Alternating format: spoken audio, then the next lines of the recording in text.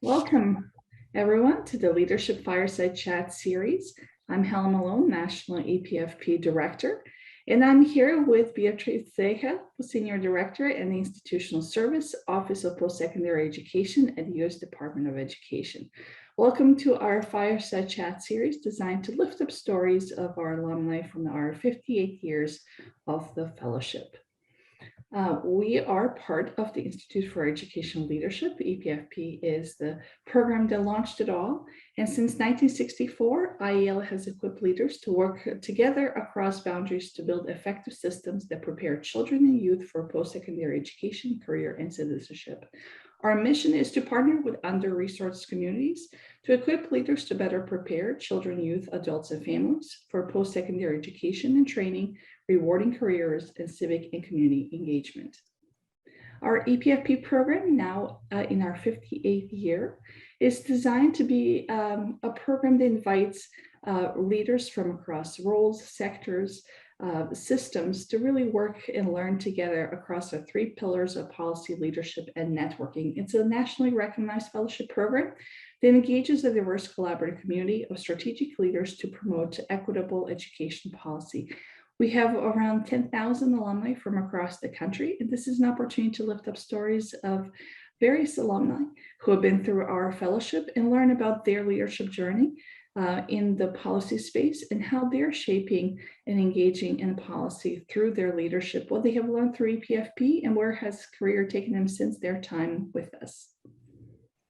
Please, to learn more about IEL's work, please visit us at IEL.org. Follow us on Twitter at EPFP_IEL, as well as IEL Connects. There you can learn more about our programs, various professional capacity building opportunities, and also about the various ways that you can stay in touch with our alumni and other networks from across the country. For more episodes, visit us on our IEL's YouTube channel, where you can find other episodes with our alumni. We're also lifting up their stories and their journeys. So with that, I am going to welcome today's alum from our 97-98 EPFP program. So welcome to our EPFP YouTube series, Beatriz. And so to start us off, tell us about your professional journey and about your current work. Great, thank you. Well, to begin with, I never knew that working in the federal government was even an option for me. Growing up in California, Washington, D.C. is very far away. I began my career as a teacher because eventually I wanted to become a school site principal. But when I visited Washington, D.C. with some friends, I really fell in love with the energy of the city. And so I looked into some graduate programs. I looked into some opportunities that would bring me to Washington, D.C. And what I found was a fellowship opportunity, and which I applied to, and it was the Congressional Hispanic Caucus Institute Fellowship. It was a program where they brought graduate students or recent college grads to Washington, D.C. for a 9-month fellowship. I served my fellowship under the leadership of Alfred Ramirez, who I know is a EPFP supporter, and I think he's also an alumni. And 9-month fellowship program has now turned into 20 years plus, and a career in federal government as the senior director to institutional service for the Office of Post-Secondary Education at the Department of Education. Wonderful. So tell us, who sparked your professional journey that led you to where you are today? I would say it's really my family, the support that I get from them in wanting to try anything and everything. So as the first person in my family to pursue that 4-year college education, I've always had their support, and I've always had their energies just pushing me forward. And so that allows you to take risk. And it allowed me to take the risk to accept the fellowship, to move to Washington, D.C., to pursue various positions at the Department of Education, with the understanding that if I failed, I knew that I always had my family to be there to support me, and that any type of failure was just a setback. I knew that once I went to college, and the understanding of going to college, and that was prompted by programs like Upward Bound. So Upward Bound, I give credit to Upward Bound for just the beginning of my journey into college, which has then led to become an educator, which has then led to pursue other programs that have prepared me to be in my current position. So it's really, all began with my family. Thank you. So how would you describe your leadership style? What or whom has informed how you lead? I would describe my style as leading by example. Whoever I'm leading, whatever I'm doing, I better be willing to do it myself. I better be willing to follow where I'm going, follow what I'm doing. I think both good and needs improvement leaders have really shaped my leadership. I've had some amazing leaders like Francisco Garcia at the U.S. Department of Education, who actually was the person that hired me to the Department of Education. Leaders like Peggy Zelenko, who I served under for a number of years. And so they led by example. They afforded me opportunities. And so in turn, that's what my leadership has really become, a leader that leads by example, a leader that supports those that I'm leading, leader who's willing to do the work that it takes. That's wonderful. So tell us about your own education policy fellowship program experience as an EPFP alumni. What lessons did you take away, and how did you apply what you have learned within EPFP? Well, I think my fondest memory is the week that we spent in Miami, which was a great week. We had, not just because of the location, but also the networking opportunity to network with people from participants from all over the country. We did a lot of group work. And so that has really helped me to work more collaboratively.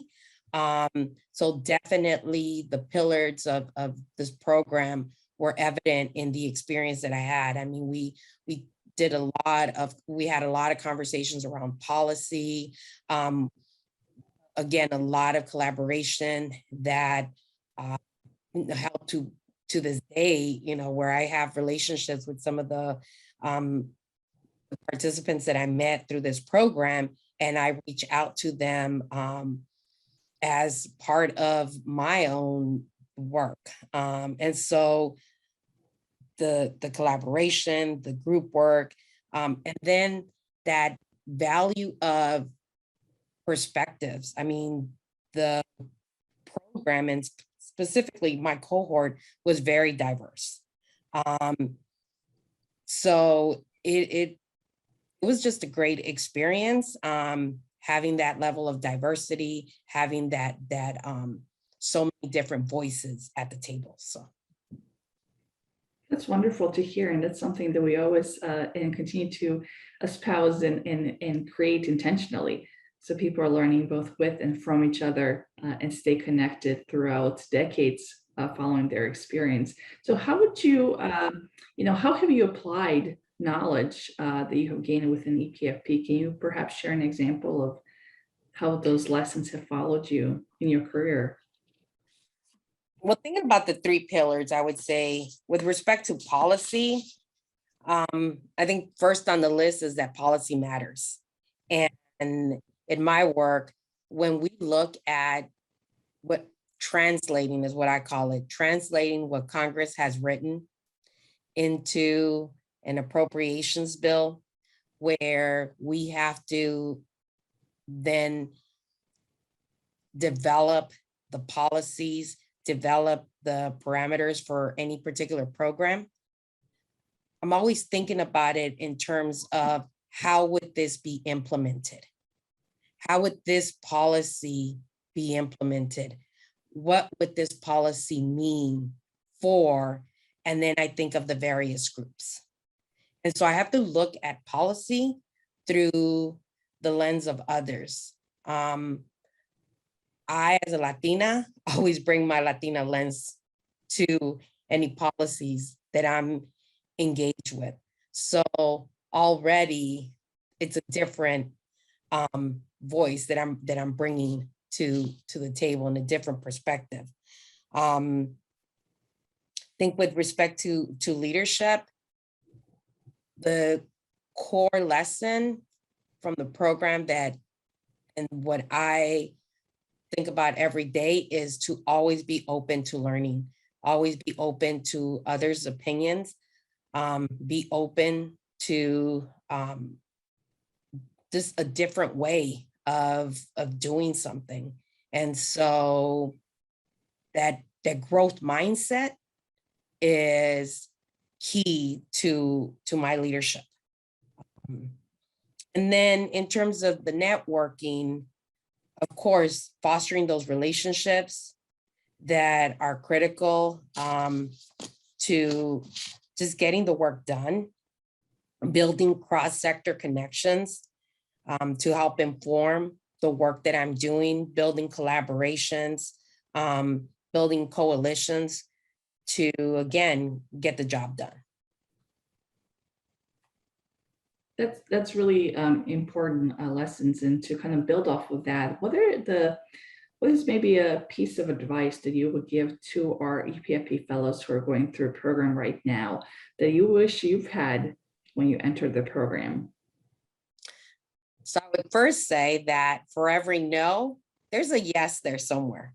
So you're going to hear a lot of no's probably when it comes to certain ideas that you bring to the table, positions that you may be seeking. But for every no, there's a yes out there somewhere. So I would say keep trying. I would also say that in looking at the problems, look also for solutions. You know, it's great for those that bring a problem to the table, but look for solutions. Look for ways that situations or policies or whatever you're working on can be improved upon, and then be that person that is willing to roll up their sleeves and get to work. Keep being creative. Definitely establish relationships and nurture those relationships, because it's a two-way streak. It's not just, you know, always seeking from others, but also be willing to give. So definitely foster those relationships. And then again, lead by example, and do not let whatever title you have define your leadership. Yes, that is such an important piece of advice, and we so appreciate you sharing with fellows. And we hope that all of you are listening are going to take this advice to heart as you go through the fellowship or wherever the journey might take you. To go to our last question, so you work at the Department of Education at the Institutional Services Office of Post-Secondary Education. I'd love to hear more of what should educational leaders know about your office, and how can they connect with the resources that your division offers? Thank you for that question. As mentioned, I am the Senior Director for Institutional Service in the Office of Post-Secondary Education at the U.S. Department of Education. And the Institutional Service Division oversees a number of programs that are targeted to HBCUs and minority serving institutions, including Hispanic serving institutions. What we do is that we provide funding to minority serving institutions as either formula grants or discretionary grants, meaning that the discretionary grants are competitive grants that are awarded to the number of minority serving institutions, Hispanic serving institutions, and APCs, Native American, Native Hawaiian programs. Also, we have programs under the Fund for the Improvement of Post-Secondary Education. And so all of these are, again, either formula grants or discretionary grants. And so for those of you that work on institutes of higher education, you should look to our webpage to see for any funding opportunities that may be coming up for which your institution is eligible for. We post our funding opportunities on our website as well as the Federal Register. So again, these are competitive grants where institutions that are eligible submit an application. They are reviewed by experts in the field, and then they are recommended for funding. So for those of you that are interested in actually serving as peer reviewers, you can go to our webpage at the U.S. Department of Education and sign up to be considered for a peer review. Thank you so much. Well, thanks to all of you for joining us today and for listening to our series. We want to thank you for sharing your experience in your EPFP leadership journey. For those of you watching, if you're interested in learning more, please visit us at epfp.iel.org to learn more about our fellowship. And if you're interested to learn more alumni stories like the one you heard today, please visit us on our YouTube channel for the Institute for Educational Leadership. We can hear more alumni stories about how they have applied the pillars of policy, leadership, and networking, both through their EPFP experiences and beyond. So with that, I want to wish everyone a happy and healthy day. And thank you so much for watching. Until next time. You. Thanks.